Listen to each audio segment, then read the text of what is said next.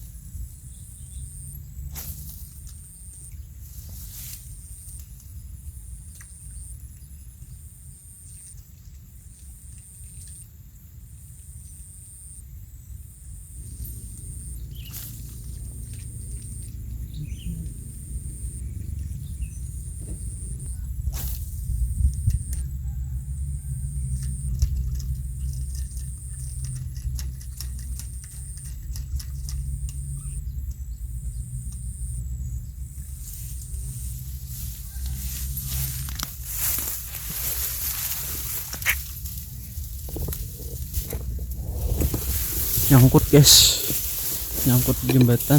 Aduh.